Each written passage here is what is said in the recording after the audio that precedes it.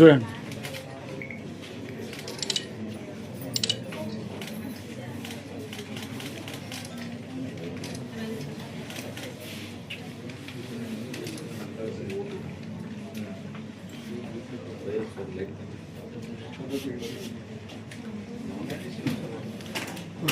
రండి మా, ఇంకెవరైనా కావాలి?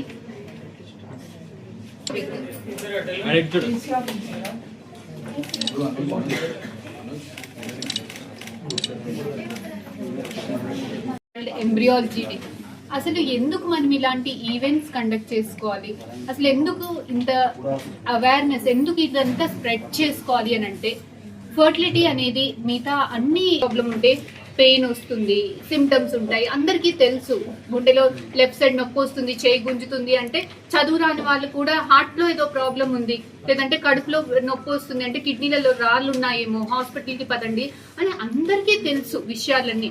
కాకపోతే ఫర్టిలిటీలో ఏంటి అని అంటే అవేర్నెస్ లేదు. ఫర్టిలిటీలో ఫస్ట్ ఆఫ్ ఆల్ సిమ్టమ్స్ ఉండవు, ఏదో నొప్పి గిప్పి ఏమీ ఉండదు. ఒకవేళ పేషెంట్స్ కి ఎస్ మాకు ఫర్టిలిటీ ప్రాబ్లమ్స్ ఉన్నాయి అని తెలిసినా కూడా చెప్పుకునే అంత ధైర్యము లేదు. ఇంకా మన సొసైటీలో చాలా అపోహలు, చాలా మిత్స్ ఉన్నాయి ఫర్టిలిటీ మీద.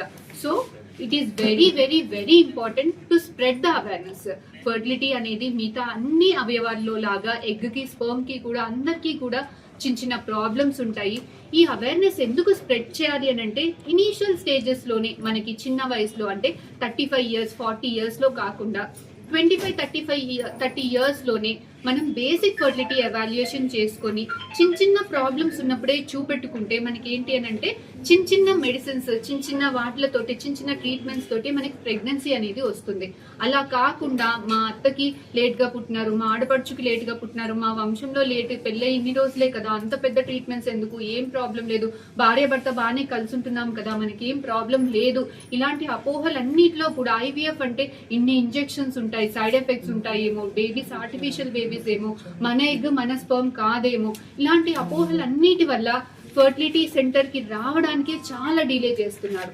ఎప్పుడు వస్తున్నారు? 35 years 40 years, ఇంకా వాళ్ళకి అనిపిస్తుంది ఇప్పుడు కాకపోతే ఇక కాదు ప్రెగ్నెన్సీ అన్న టైంలో వచ్చేసరికి మనకి ఆడవాళ్ళల్లో ఏంటి అని అంటే ఏజ్ తో పాటు ఎగ్ నెంబరు తక్కువైపోతుంది, క్వాలిటీ కూడా తక్కువైపోతుంది.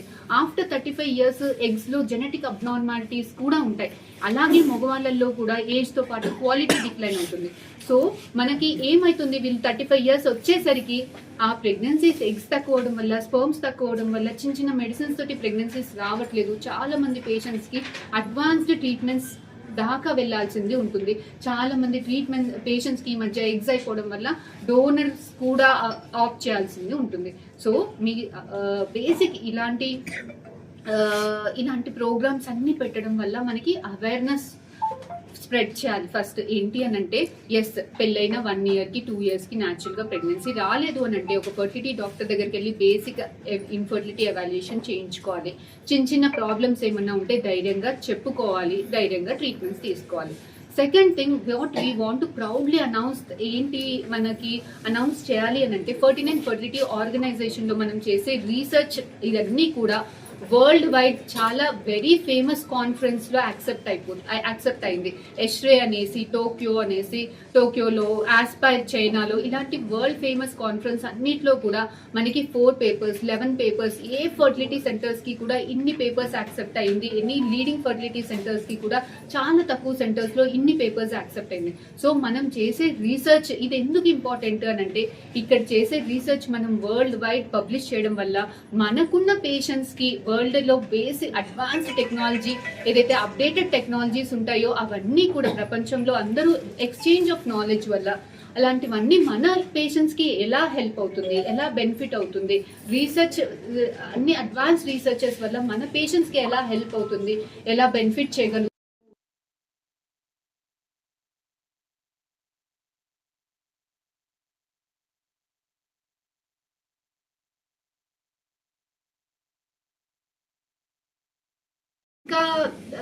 What I want to announce through this is 49 fertility centre main ఉద్దేశం ఏంటి అని అంటే, అన్ని అడ్వాన్స్డ్ సర్వీసెస్ అన్నీ కూడా అఫోర్డబుల్ ప్రైజెస్లో ఇవ్వడానికి మన ప్రపంచంలో ఉన్న latest technology you name it we have it. K system incubators అని 24/7 సెల్ఫిక్స్ మానిటరింగ్ యూనిట్స్ అనేసి.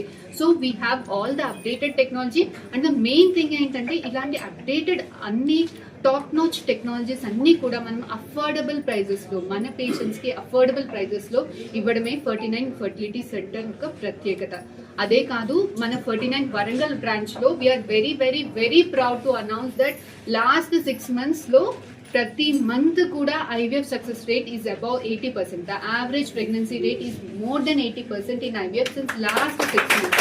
సో మనకి ఒకప్పుడు IVF సక్సెస్ రేట్స్ ఎప్పుడు 35%, 40% ఉండేది. ఇప్పుడు టెక్నాలజీ కొంచెం అడ్వాన్స్ అవ్వడం వల్ల 55-60% దాకా వచ్చింది. I'm very very very proud to tell in front of media that Warangal 49 fertility సెంటర్లో since past 6 months, past 1 year is more than 75% and past 6 months the success rates is more than 80%. So this is what we want to share with you all. So మీకు కానీ మీ ఫ్యామిలీలో కానీ మీ friend సర్కిల్లో కానీ ఎవరికైతే ఇలాంటి problems ఉన్నాయో please do spread the word, please do spread the awareness.